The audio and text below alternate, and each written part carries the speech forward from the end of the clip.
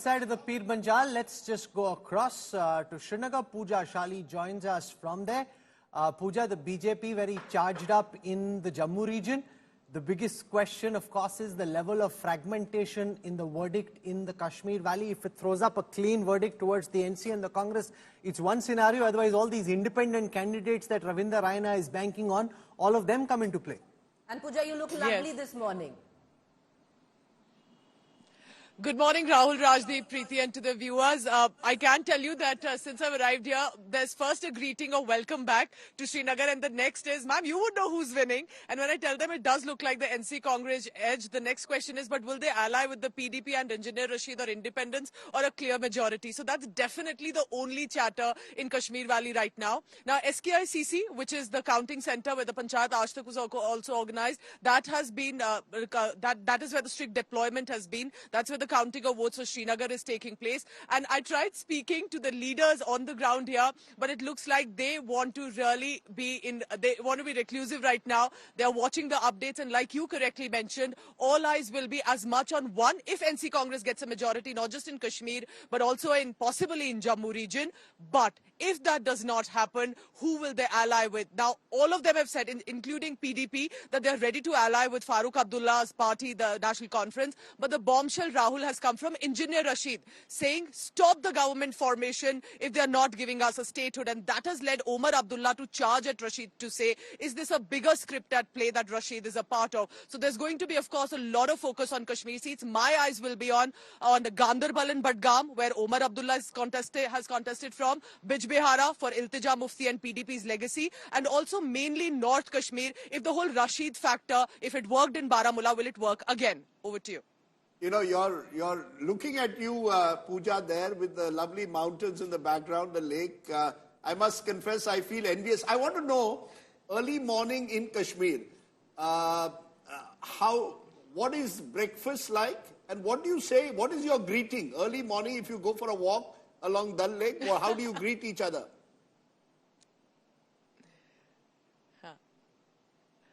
Vare chuka tocha theek par chari che theek. That's usually the greeting and asking. And you don't just ask, Rajdeep, about the individual. You have to and must ask about the family, the family of the person as well, because you just don't ask one person. So just remember that next time you're here.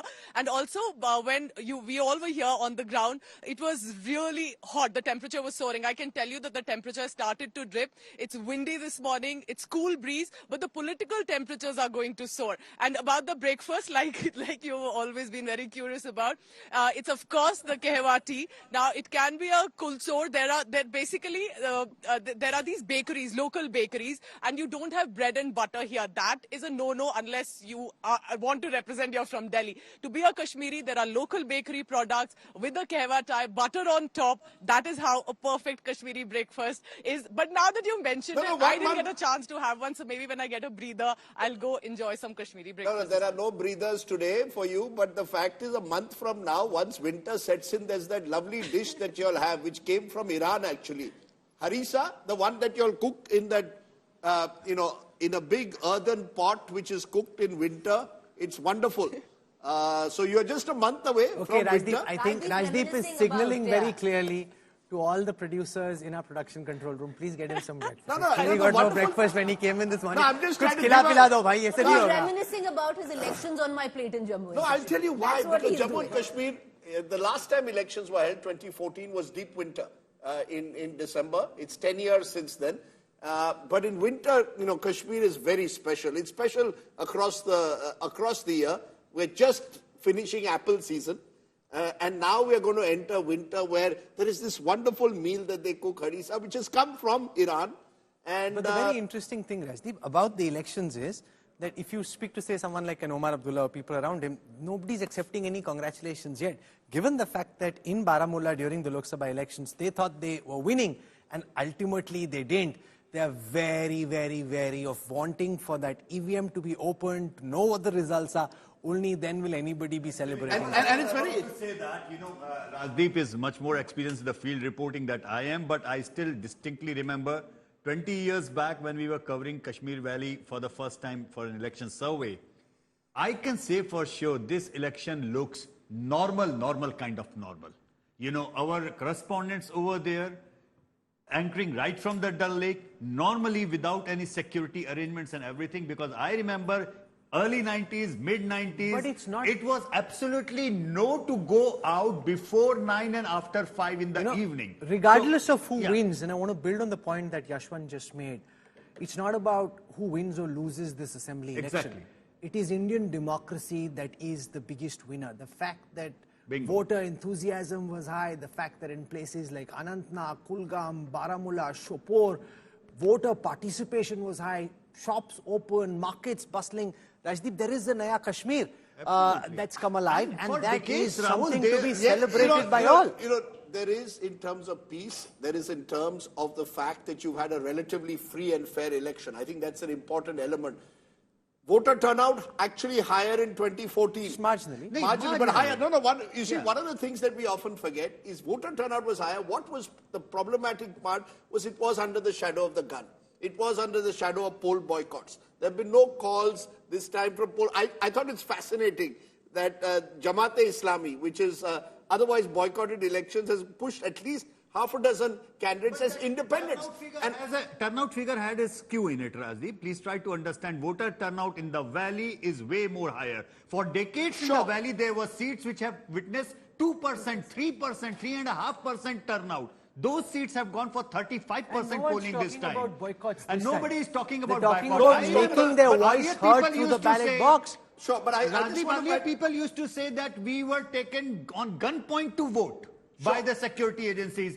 We did not figure out a single voter saying we were forced to come out and vote. You know, and from the seats where it used to have a 3% turnout, those seats witnessing 30% turnout, I believe it's gone a really long way. Also in cities like Shopur, towns like Shopur, when army cavalcades would pass growing up, Rajdeep, officers and jawans would be very wary, looking at windows that there'll be a bullet fired from somewhere. That's how the atmosphere was at that time. Now when you're standing on the roads, people are wanting to come and talk to you. Exactly. And they're not saying, oh, ye India se aaye, ya ye kuch. They want to come and express themselves. They want to tell you how they're feeling. And good, bad, ugly, like any other state, whether it's Uttar Pradesh or Bihar, but they want to engage with Indian democracy. That's a very big victory. Turnout has declined actually, turnout has declined actually in Jammu and it has increased in Kashmir because of this, maybe some terrorism activities as well as the high base. The base was high of Jammu always. Yeah, sure. You see, votes are the new stones. That's my one line.